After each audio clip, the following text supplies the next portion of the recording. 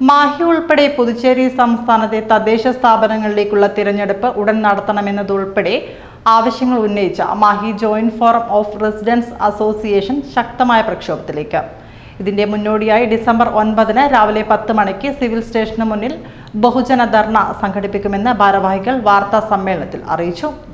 മാഹി ഉൾപ്പെടെ പുതുച്ചേരി സംസ്ഥാനത്തെ തദ്ദേശ സ്ഥാപനങ്ങളിലേക്കുള്ള തിരഞ്ഞെടുപ്പ് ഉടൻ നടത്തണമെന്നും സുപ്രീം കോടതി നിർദ്ദേശം പാലിച്ചുകൊണ്ട് തെരുവു പട്ടികൾക്ക് പ്രത്യേക സംരക്ഷണ കേന്ദ്രം സ്ഥാപിക്കണമെന്നും പൊട്ടിപ്പൊളിഞ്ഞ റോഡുകൾ റീടാർ ചെയ്യണമെന്നും ആവശ്യപ്പെട്ട joint forum of residents association ശക്തമായ പ്രക്ഷോഭത്തിലേക്ക്.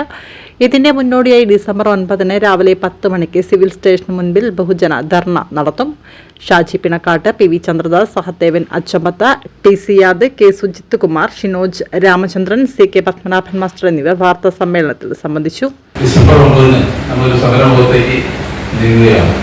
നമുക്കറിയാം, കേരളത്തിന്റെ തെക്കൻ ജില്ലകളിൽ മുനിസിപ്പൽ പഞ്ചായത്ത് തെരഞ്ഞെടുപ്പ് നടത്തിക്കൊണ്ട് ഭരണഘടന നിഷേധിക്കുന്ന അനുവദിച്ചിട്ടുള്ള വോട്ടവകാശം കേരളത്തിലെ ജനങ്ങൾ നിർവഹിക്കുന്ന ഒരു സുന്ദര മുഹൂർത്തമാണ് ഡിസംബർ 9. നിർഭാഗ്യം എന്ന് പറയുന്നത് വർഷങ്ങളായി വയ്യ ജനതയ്ക്ക് അല്ലെങ്കിൽ പോണ്ടിച്ചേരിയിലെ ജനതയ്ക്ക് അത്ര ഒരു സൗഭാഗ്യമില്ല എന്നതാണ് വസ്തുത.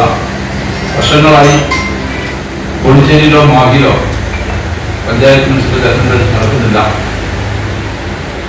ഈ ഒരു കാര്യം വളരെ ശക്തമായി ഉന്നയിച്ചുകൊണ്ടാണ് നമ്മൾ 9-ാം തീയതി സമരം നടത്തുന്നത്. ഗാന്ധിജിയുടെ സ്വപ്നമായിരുന്ന പഞ്ചായത്ത് രാജ് നഗരപാലിക ബിൽ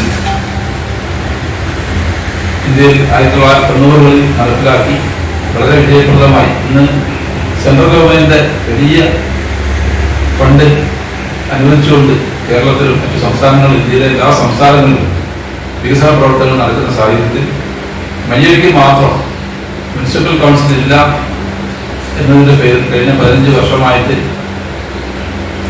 വലിയ തുക പോണ്ടിച്ചേരി സംസ്ഥാനത്തിന് ഏതാണ്ട് 5,000-6,000 കോടി രൂപയോളം നഷ്ടം വന്നിട്ടുണ്ട്. അതിന്റെ ഭാഗമായ 600-700 കോടി രൂപ മയ്യഴിക്ക് നഷ്ടപ്പെട്ടിരിക്കുകയാണ്.